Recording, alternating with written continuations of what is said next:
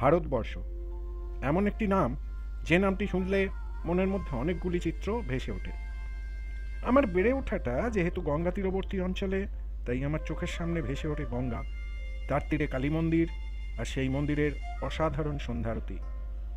সারা বিশ্বে যাই ঘটে যাক না কেন, আমাদের ভারতবর্ষ সেই আগের মতোই আছে, যা আমরা ছোটবেলা থেকে শুনে এসেছি বা দেখে এসেছি। নমস্কার, আমি সুদীপ্ত, চলে এসেছি আখ্যানের আরেকটি নতুন পর্ব নিয়ে।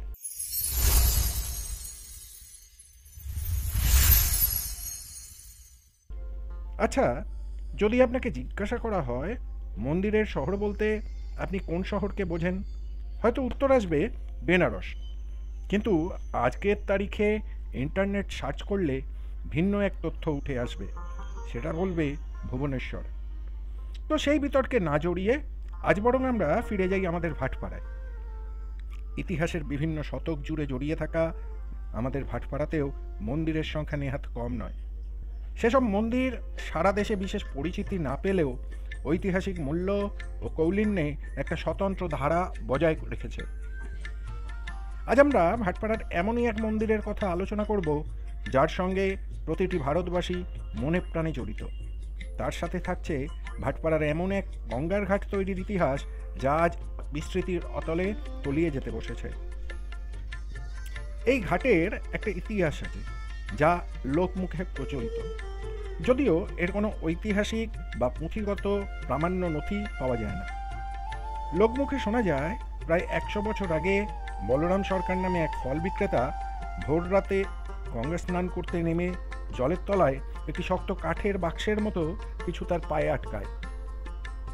তিনি রাতের অন্ধকারে কোনো মতে বাক্সটিকে টেনে পাড়ের দিকে নিয়ে এসে আঘাত দিয়ে ঢেকে বেঁধে রাখেন। সারাদিনের কাজ শেষে সন্ধেবেলায় আবার গঙ্গায় এসে বাক্সটি উদ্ধার করে বাড়ি নিয়ে আসেন। বাক্স খোলার পর তিনি দেখেন তাতে প্রচুর পরিমাণে স্বর্ণালঙ্কার এবং মোহর রয়েছে। এই ঘটনার সপক্ষে বাস্তবসম্মত যুক্তি হলো, তখন গঙ্গা অনেক বিস্তৃত ছিল। সেই সময় শ্রীরামপুর, চন্দননগর ও চুঁচড়ায় প্রায়শই বিদেশি জাহাজ যাতায়াত করত, কারণ সেখানে তখন ফরাসি, ওলন্দাজ এবং পর্তুগিজ বণিক ও নাবিকদের বাস ছিল। এছাড়াও গঙ্গা তখন পরিবহনের মূলধারা হওয়ায় এই পথ ধরে প্রচুর দস্যু জাহাজও যাতায়াত করত। ধারণা করা হয় সেই রকমই কোনো একটি নৌকো থেকে বাক্সটি পড়ে গিয়েছিল। সেই টাকা দিয়েই তিনি তার বাড়ি এবং বলরাম সরকার ঘাট নির্মাণ করেন। সময়টা 100 বছরের বেশি আগের হতে পারে বলে অনুমান করা হয়। তখনকার ভাটপাড়ার গোঁড়া ব্রাহ্মণ সমাজ এই ঘাটকে প্রথমে ভালোভাবে মেনে নেননি। এর কারণ ছিল, জাতিগতভাবে বলরাম সরকার ছিলেন কৈবর্ত শ্রেণীভুক্ত, ফলে সেই ঘাটে সাধারণ মানুষের বা ব্রাহ্মণ পরিবারের মানুষের যাতায়াত খুব একটা বেশি ছিল না। 1960 সালের কাছাকাছি যখন ভাটপাড়া কালী মন্দির প্রতিষ্ঠিত হয়, তখন থেকেই এই ঘাটের কৌলিন্য ধীরে ধীরে বাড়তে থাকে। দূর দূরান্ত থেকে আসা পুণ্যার্থীরা এই ঘাটে স্নান করেই কালী মন্দিরে পূজা দিতেন। অন্যান্য সামাজিক বন্ধনও কিছুটা শিথিল হতে শুরু করায় সাধারণ ভাটপাড়াবাসীরাও এই ঘাট ব্যবহার করা শুরু করেন। বর্তমানে ভাটপাড়ার বেশিরভাগ প্রতিমা নিরঞ্জন হয় এই বলরাম সরকার ঘাটে। সাধারণ মানুষ ও স্থানীয় বয়স্ক মানুষের সকাল বা বিকেলবেলার মিলনস্থল হয়ে উঠেছে এই ঘাট। এছাড়াও ওই প্রাঙ্গণে ছোট্ট একটা ছোটদের জন্য উপযোগী পার্ক ওই জায়গাটিকে আকর্ষণীয় করে তুলেছে। উত্তর 24 পরগনার প্রাচীন জনপদ ভাটপাড়া। এখানে বিরাজ করেন মা জগত্তারিণী, যাকে বহু মানুষ আজও ভাটপাড়া কালী মন্দির নামেই চেনেন। মা গঙ্গার কোল ঘেঁষেই 60 বছরেরও বেশি সময় ধরে দাঁড়িয়ে থাকা এই মন্দিরকে ঘিরে রয়েছে শত ছোঁয়া, অলৌকিকতা, ইতিহাস আর আঞ্চলিক কিংবদন্তির গল্প। চলুন আজ মায়ের মন্দিরের এই যাত্রায় আপনারাও আমাদের সঙ্গে থাকুন। গঙ্গা তীরের এই অঞ্চলে যুগ যুগ ধরে জনবসতি। ঠিক এই জনপদের বুকেই প্রতিষ্ঠিত মা জগত্তারিণীর মন্দির। তবে জানেন কি, মন্দিরের জন্মকথায় আছে এক কিংবদন্তি। জনশ্রুতি বলে এই জায়গাটি একসময় পতিত বা নিষ্কর জমি ছিল, আর জানবাজারের রানী রাসমণি নাকি একবার এই জমি দেখে বলেছিলেন, এখানেই হবে এক মহামায়ার মন্দির। হ্যাঁ, সেই একই রানী রাসমণি যিনি দক্ষিণেশ্বর কালী মন্দির প্রতিষ্ঠা করেছিলেন। কারণ রানী রাসমণির জন্মস্থান ছিল কাছেই হালি শহরে, ফলে এই অঞ্চলে মন্দির গড়ার তার ভাবনা অস্বাভাবিক নয়। যদিও শেষ পর্যন্ত তার হাতে মন্দির আর গড়া হয়নি, সময় কেটে যায় নিজের তালে। আরও বহু বছর পরে 1960 সালের কাছাকাছি সময়ে নবীন সংঘের সদস্যবৃন্দ ও স্থানীয় মানুষের উদ্যোগে ধীরে ধীরে গড়ে ওঠে আজকের এই জগত্তারিণী মন্দির। বর্তমানে জগত্তারিণী পীঠ ট্রাস্টের সকল সদস্য ও পদাধিকারীদের অক্লান্ত পরিশ্রম ও স্বনির্বন্ধ প্রচেষ্টা আজও মন্দিরের অতীতের ধারা বজায় রেখে চলেছে।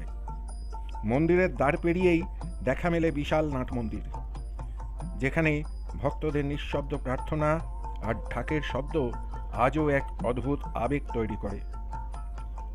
নাট মন্দির বরাবর সোজা গিয়ে কয়েক ধাপ সিঁড়ি উঠলেই মায়ের গর্ভগৃহ, যেখানে বিরাজ করেন মা জগত্তারিণী।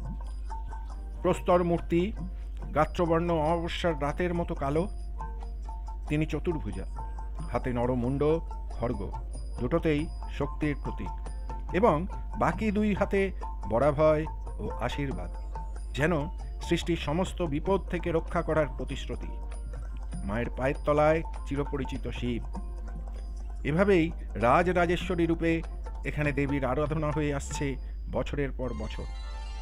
মায়ের পাশেই ভৈরবের আসন, আর মন্দিরের ঢোকার মুখে বাম দিকে রয়েছে রাধাকৃষ্ণের ঘর, যেখানে যুগল বিগ্রহ ভক্তদের শান্তি আর প্রেমের বার্তা দেয়। এছাড়াও আছেন জগন্নাথ, বলভদ্র ও সুভদ্রা, যাঁরা এ মন্দিরের পূজায় বাড়তি পুণ্যবোধ যোগ করেন। এ মন্দিরের অন্যতম বিশেষ দিক হলো এখানে পশু বলি হয় না। দেবীর পুজো হয় বৈষ্ণব মতে। অনুকল্প বলি হিসেবে ব্যবহার করা হয় চালকুমড়ো, আখ, কলা, যা দেবীর প্রতি শান্তিময় নিবেদন হিসেবে মানা হয়। প্রতিদিন নিত্য পুজো হয়।